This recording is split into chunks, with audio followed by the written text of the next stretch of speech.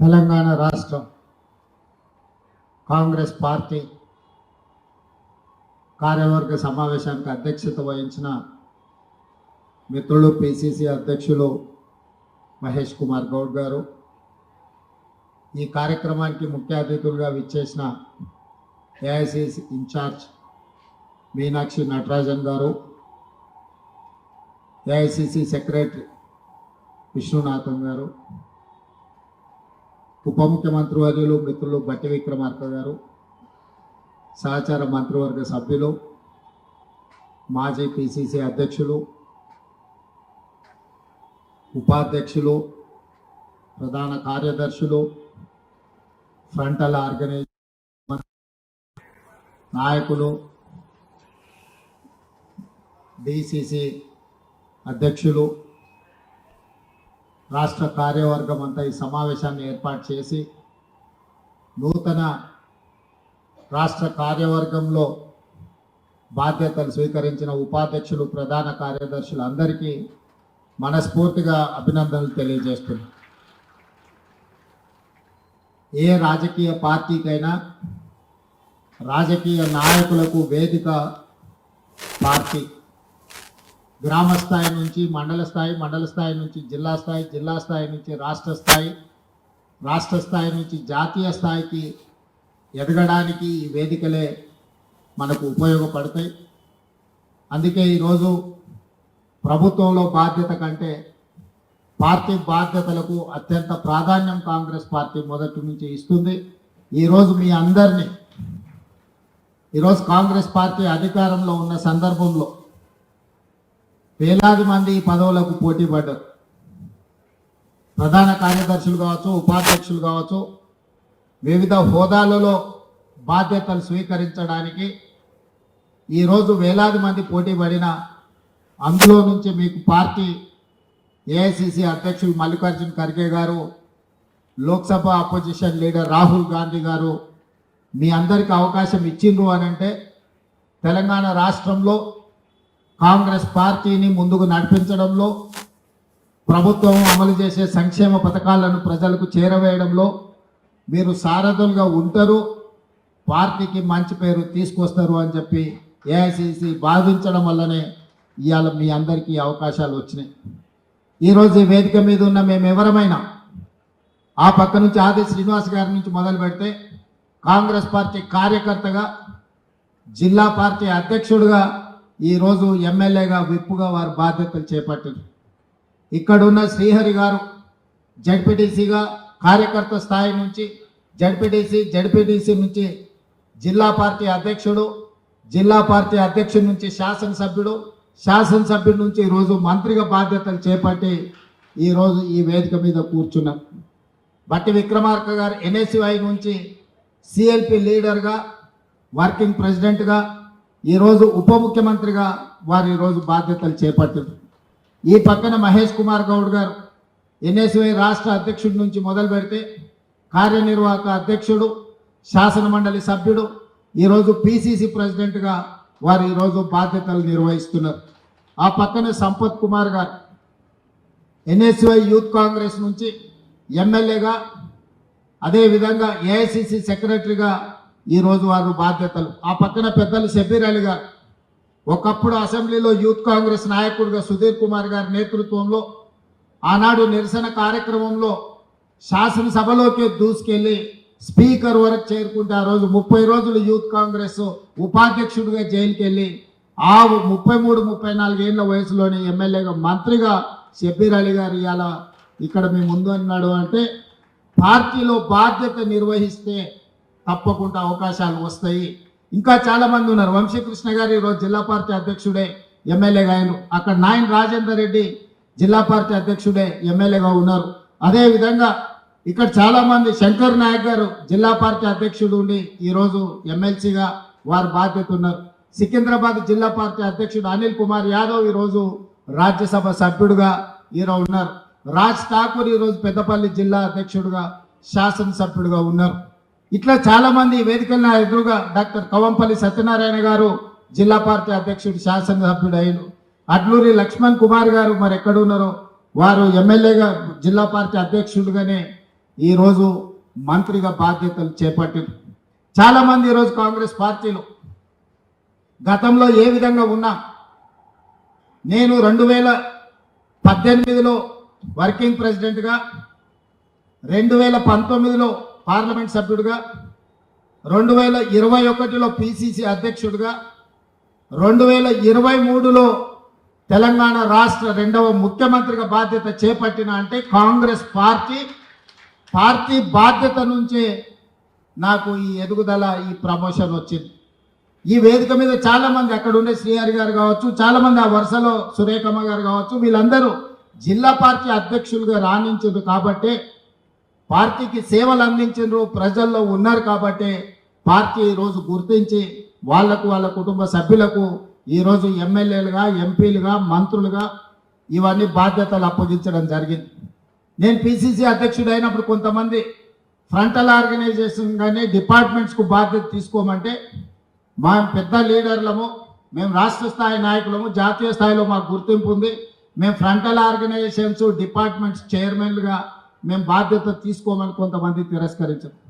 పర్వాలేదు అని ఆ రోజు ఎవరైతే ముందుకు వచ్చిన వాళ్ళకి ఆ రోజు బాధ్యత ఇచ్చినాం.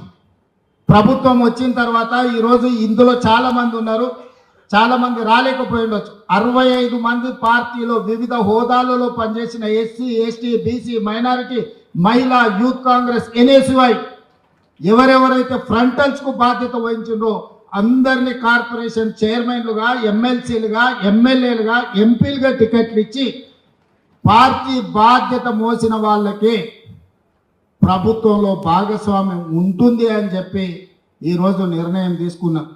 మిత్రుడు జగ్గారెడ్డి గారు ఓడిపోయిన నిర్మలా జగ్గారెడ్డి గారిని జిల్లా పార్టీ అధ్యక్షురాలుగా చేసింది కాబట్టి ఒక ఎమ్మెల్యేకు మంత్రి పదవి ఇవ్వకపోతే టీజీఐఎస్సీ చైర్మన్ ఇస్తాం.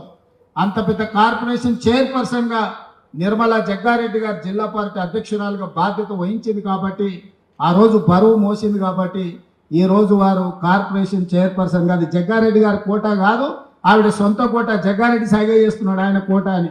ఆయనకి ఏం సంబంధం లేదు. అక్క కష్టపడ్డది పార్టీకి, అక్క కష్టం మీదనే ఆవిడ చైర్పర్సన్ అయింది. మీరు వర్కింగ్ ప్రెసిడెంట్ కానీ ఆ ప్రమోషన్ అక్కడ వచ్చింది. అదే చెప్తున్నా, మీరు వర్కింగ్ ప్రెసిడెంట్ అయినా మీకు ప్రమోషన్ రాలే, జిల్లా ప్రెసిడెంట్కు ప్రమోషన్ ఇచ్చినాం. అంటే ఈరోజు ఈ సమావేశంలో ఉన్న మిత్రులందరికీ పార్టీలో నిర్మాణంలో మీరు భాగస్వాములు కావాలి. ఈరోజు మీకు పిసిసి అధ్యక్షుడు ఇచ్చే బాధ్యతను మీరు బాధ్యతాయుతంగా నెరవేర్చాలి. మీరు ఇప్పుడు వైస్ ప్రెసిడెంట్, జనరల్ సెక్రటరీ అయిపోయినాం కాబట్టి మా రాజకీయ జీవితం నల్లేరు మీద నడక అనుకుంటే మీ అపాయింట్మెంట్ 3 ఇయర్సే. గవర్నమెంట్ ఇంకా 4 సంవత్సరాలు ఉంటుంది. దాదాపుగా 3.5 సంవత్సరాలు, ఒక 6 నెలలు ఎట్లాగూ 2029లో ఎన్నికలు వస్తాయంటుంది కాబట్టి ఇంకా 4 ఏళ్ళు ప్రభుత్వం ఉంటుంది. సరిగ్గా ఎన్నికల ముందు పనిచేయని వాళ్ళను తప్పకుండా పిసిసి అధ్యక్షుడు బాధ్యతల నుంచి తప్పిస్తాడని నేను సంపూర్ణంగా విశ్వసిస్తున్నా. అందుకే ఈరోజు ఇక్కడ ఉన్న వాళ్ళు గ్రామ కమిటీలు, మండల కమిటీలు, జిల్లా కమిటీల నిర్మాణంలో, పార్టీని బలోపేతం చేయడంలో, సంక్షేమ పథకాలను ప్రజల దగ్గరికి తీసుకెళ్లడంలో, సంక్షేమ పథకాలు అందని ప్రజలకు ఆ పథకాలను అందుబాటులోకి తీసుకొచ్చి వాళ్ళ తరఫున ప్రభుత్వంతో సమన్వయం చేయడంలో మీరందరూ బాధ్యత తీసుకోవాల్సిన అవసరం ఉన్నది. ఇవాళ రాబోయే స్థానిక సంస్థలలో నాయకుల ఎన్నికలు అయిపోయిన ఎమ్మెల్యేలు, ఎమ్మెల్సీలు, ఇప్పుడు కార్యకర్తల ఎన్నికలు రాబోతున్నాయి. కార్యకర్తల ఎన్నికల్లో ఎవరైతే కష్టపడతారో, కార్యకర్తలను కష్టపడి ఎవరైతే గెలిపించుకుంటారో వాళ్ళు తిరిగి నాయకులుగా రాష్ట్ర స్థాయికి ఎదుగుతారు. అందుకే ఈరోజు పార్టీ నిర్మాణంలో భాగస్వాములు కావాలి. స్థానిక సంస్థల ఎన్నికల్లో పార్టీ కార్యకర్తలను గెలిపించుకోవాలి. అప్పుడే పార్టీ బలోపేతం అవుతుంది. పార్టీ బలోపేతం అయితే రెండవసారి కాంగ్రెస్ పార్టీ తిరిగి అధికారంలోకి వస్తుంది. రెండవసారి అధికారంలోకి రావడం మీ చేతుల్లోనే ఉంది. ఇవాళ ఈ వేదిక మీద నుంచి నేను ఒక్క మాట చెప్పదలుచుకున్న మిత్రులందరికీ, 94 నుంచి 2004 వరకు 2 సార్లు తెలుగుదేశం పార్టీ ఆనాడు అధికారంలో ఉన్నది. 2004 నుంచి 2014 వరకు ఆనాడు కాంగ్రెస్ పార్టీ 2 సార్లు అధికారంలో ఉన్నది. 2014 నుంచి 2023 వరకు టీఆర్ఎస్ 2 సార్లు అధికారంలో ఉన్నది. 2023 నుంచి 2033 వరకు 10 సంవత్సరాలు కాంగ్రెస్ పార్టీ తప్పకుండా అధికారంలో ఉంటుంది. ఈరోజు ఎవరెవరైతే పార్టీ కోసం పనిచేస్తారో ఈ 10 సంవత్సరాలలో మిమ్మల్ని కాపాడుకున్న బాధ్యత పార్టీ తీసుకుంటుంది. మీనాక్షి నటరాజన్ గారు తీసుకుంటారు ఈరోజు పార్టీకి. ఆ తర్వాత తరం మీరు తెచ్చుకోవాలి. నేను 10 ఏళ్ళ అధికారాన్ని నడిపించే వరకు నేను బాధ్యత తీసుకుంటా. ఆ తర్వాత అధికారంలోకి తీసుకొచ్చి నడిపించాల్సిన బాధ్యత మీరందరూ తీసుకోవాలి. ఈరోజు మిత్రులారా, పార్టీ నిర్మాణంలో కీలక భాగస్వామ్యం తీసుకోండి. పార్టీని నిర్మించడంలో ముందు ఉండండి. ఇవాళ కాంగ్రెస్ పార్టీ జాతీయ స్థాయిలో సంక్షేమ పథకాలు కావచ్చు, ఆడబిడ్డలకు ఉచిత ప్రయాణం కావచ్చు, లేకపోతే ఆడబిడ్డలకు రుణమాఫన 0% వడ్డీ కావచ్చు. ఈరోజు నిరుద్యోగ యువకులకు సంబంధించి దేశంలోనే మొదటి సంవత్సరంలో 60,000 ప్రభుత్వ ఉద్యోగాలు ఇచ్చిన రాష్ట్రం ఏదైనా ఉంది అని అంటే అది తెలంగాణ రాష్ట్రం. మన కాంగ్రెస్ పార్టీ అధికారంలోకి వచ్చిన తర్వాతనే సాధ్యమైంది. 10 సంవత్సరాలు వాళ్ళు ఉద్యోగాలు ఇవ్వలే. ఆనాడు నోటిఫికేషన్లు ఇస్తే పరీక్షలు లేవు, పరీక్షలు పెట్టే ప్రశ్నపత్రాలు జిరాక్స్ సెంటర్లలో పల్లి బఠానీలు అమ్ముకునే పరిస్థితి. పబ్లిక్ సర్వీస్ కమిషన్ అంటే అదొక దళార్ల అడ్డగా మార్చింది. కానీ మనం వచ్చిన తర్వాత వీటన్నిటిని ప్రక్షాళన చేసి 60,000 ప్రభుత్వ ఉద్యోగాలు ఇవ్వడం జరిగింది. అదేవిధంగా విద్యకు సంబంధించి టీచర్ల బదిలీలు 10 ఏళ్ళు చేయలే, 16 సంవత్సరాలు ప్రమోషన్లు ఇవ్వలే. మనం అధికారంలోకి వచ్చిన ఎంబడే 35,000 మంది టీచర్లను బదిలీ చేసినాం, 22,000 మంది టీచర్లకు ప్రమోషన్లు ఇచ్చినాం, 11,000 మంది టీచర్ల నూతన నియామకాలు చేపట్టి విద్య మీద ఫోకస్ పెట్టి పేదవాడికి విద్యను అందించాలి, ఈ దేశ భవిష్యత్తు తరగతి గదుల్లో ఉంది అని చెప్పి ఈరోజు కాంగ్రెస్ పార్టీ నిర్ణయం తీసుకున్నది. సంక్షేమానికి సంబంధించి కూడా కాస్మెటిక్ ఛార్జెస్ మనం వచ్చిన తర్వాత 200% పెంచిన విద్యార్థులకు, డైట్ ఛార్జెస్ 40% పెంచినాం. రైతు రుణమాఫీ గురించి, రైతు భరోసా గురించి భట్టి గారు చెప్పిండ్రు. ఒక్క మాటలో చెప్పాలంటే 18 నెలల్లో రైతులకు 1,04,000 కోట్ల రూపాయలు ఖర్చు పెట్టిన ప్రభుత్వం దేశంలోనే కాంగ్రెస్ పార్టీ, తెలంగాణ ప్రభుత్వం. ఇట్లా విద్యకు సంబంధించి ఇంటిగ్రేటెడ్ రెసిడెన్షియల్ స్కూల్స్ కావచ్చు, ఇంటిగ్రేటెడ్ స్కిల్స్ యూనివర్సిటీ కావచ్చు, ఇంటిగ్రేటెడ్ స్పోర్ట్స్ యూనివర్సిటీ కావచ్చు, ఇట్లా ప్రతి విషయంలో ఈరోజు కాంగ్రెస్ పార్టీ ఆదర్శంగా నిలబడి ముందుకు వెళ్తుంది. కులగణనకు సంబంధించి 100 సంవత్సరాల కళ ఎవరు కూడా ధైర్యం చేయలేరు. ఈనాడు socio economic education, employment, caste and political సర్వేను దేశంలోనే గొప్పగా నిర్వహించి లెక్కలు తేల్చి ఈరోజు మోడీ ప్రభుత్వానికి సవాలు విసిరినాం. ఇవాళ రాహుల్ గాంధీ గారు పార్లమెంట్లో తెలంగాణ మోడల్లో కులగణన చెయ్యాలని పోరాటం మొదలుపెట్టి మనం జంతర్ మంతర్లో ధర్నా చేస్తే కేంద్ర ప్రభుత్వం మెడలు వంచి ఈరోజు కేంద్ర ప్రభుత్వం ఇవాళ జనగణనలో కులగణన చేస్తామని చెప్పి కేంద్ర ప్రభుత్వం ముందుకు రావాల్సిన పరిస్థితి ఈరోజు మనం కల్పించినాం. అదేవిధంగా మాదిగ ఉపకులాల వర్గీకరణ మీకు తెలుసు. 30-35 సంవత్సరాల నుంచి పోరాటాలు చేస్తున్నారు వాళ్ళు. ఎంతోమంది అందులో ఎంతోమంది ఎన్నో త్యాగాలు చేసి అలాంటి సమస్యకు శాశ్వత పరిష్కారం చూపించి ఈరోజు ఎస్సీ ఉపకులాల వర్గీకరణను దేశానికి ఆదర్శంగా ఉండేటట్టు ఈరోజు తెలంగాణ ప్రభుత్వము నిర్వహించి ఈరోజు మనం ముందుకు వెళ్తున్నాం. అందుకే మిత్రులారా, విద్యార్థులు కావచ్చు, నిరుద్యోగ యువకులు కావచ్చు, రైతులు కావచ్చు, అదేవిధంగా మహిళలు కావచ్చు, ఈరోజు రాష్ట్రంలో పెట్టుబడులు కావచ్చు, రాష్ట్రాన్ని అభివృద్ధి పదం వైపు నడిపించే తెలంగాణ రైజింగ్ 2047 విజన్ డాక్యుమెంట్ కావచ్చు, ఈరోజు దేశానికే తెలంగాణ రాష్ట్రాన్ని ఆదర్శంగా నిలబెట్టాలని అహర్నిశలు మేము ప్రయత్నం చేస్తున్నాం. ప్రభుత్వం నడిపించే సమయంలో కొంత ప్రభుత్వ నిర్వహణలో మేము కొంత సమయం ఎక్కువ ఇచ్చి ఉండొచ్చు. అందుకే ఈరోజు మీ అందరి మీద బాధ్యత ఉన్నది, ముఖ్యంగా అధ్యక్షుడి మీద బాధ్యత ఉన్నది. పార్టీ నిర్వహణలో మీరందరూ క్రియాశీలక పాత్ర పోషించాలి. ఇవాళ గ్రామ స్థాయి నుంచి రాష్ట్ర స్థాయి వరకు పార్టీని నిర్మించాలి. ఈరోజు ఈ దేశానికి కాంగ్రెస్ పార్టీ, తెలంగాణ రాష్ట్రం ఆదర్శంగా ఉండాలి. ఈ బాధ్యత మీరందరూ నిర్వహిస్తారని నేను సంపూర్ణంగా విశ్వసిస్తున్నా. ఇక్కడ ఉన్న వాళ్ళందరికీ నా సూచన ఒక్కటే, ఇవాళ చాలామంది ఇక్కడ జిల్లా పార్టీ ప్రెసిడెంట్లు, రాష్ట్ర స్థాయిలో బాధ్యత వహించిన వాళ్ళు ఎమ్మెల్సీలు, మంత్రులు, ఎంపీలు అయింది. రేపు భవిష్యత్తులో కూడా పార్టీ పదవే కదా అని చిన్న చూపు చూడకండి. ఈ పార్టీ పదవే మిమ్మల్ని పెద్ద నాయకులుగా తీర్చిదిద్దుతుంది, గొప్ప అవకాశాలను అందిస్తుంది. పార్టీ పదవిని చిన్న చూపు చూసిన, పార్టీ ఇచ్చిన పదవిని నిర్లక్ష్యంతో నిర్వహించిన అది తీరని నష్టం మనకే తెచ్చిపెడుతుంది. మనం చేసే కష్టం మనం ఎదగడానికి ఉపయోగపడుతుంది. మనం చేసే పని 10 మందికి ప్రయోజనం చేకూరుతుంది. అందుకే ఈరోజు మీ పదవులు వచ్చిన వాళ్ళందరికీ వచ్చే ప్రభుత్వంలో 2029లో రెండోసారి ఏర్పడబోయే ప్రభుత్వంలో ఈరోజు పార్టీ పదవులు ఉన్న వాళ్ళకి చాలా మందికి అవకాశాలు వస్తాయి.